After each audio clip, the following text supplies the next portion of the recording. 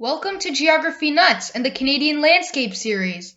This is our 9th episode on the series. This is our first not-so-natural lake, but what's happening in this lake is very natural. Before we start, please click the subscribe button.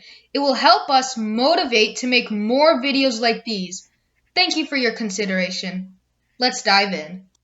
Abraham Lake is located in a picturesque valley on the windy eastern slopes of the Rocky Mountains. It is about 32 kilometers long and covers almost 53 square kilometers. It is a decent-sized lake, not too small. Although it is man-made, it looks similar to other glacial lakes on the Rocky Mountains.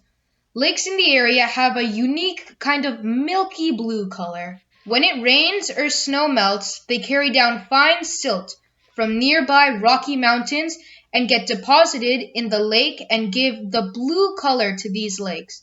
But this is not the reason why we are looking at this lake. It is just a side note. So, you may ask why they built a lake in Alberta. They already have plenty of natural lakes there. This lake is an unintended consequence of a hydroelectric power project. In 1972, Bighorn Dam was built on the North Saskatchewan River to control flow of water to a hydroelectric power plant.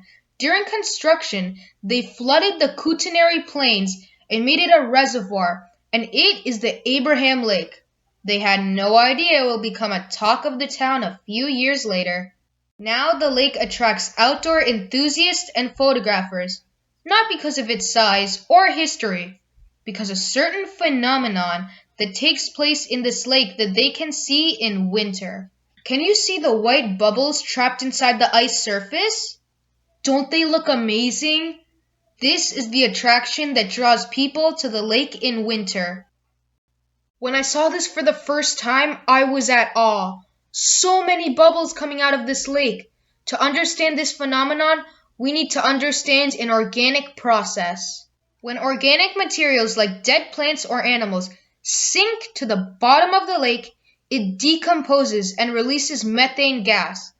This gas rises to the top, and as winter sets in, the bubbles freeze and stack on top of each other and form this unique formation of bluish-white crystal frozen columns. Once the ice thaws, the bubbles break and the methane gas gets released into the atmosphere, and the lake looks just like any other beautiful lake in the area.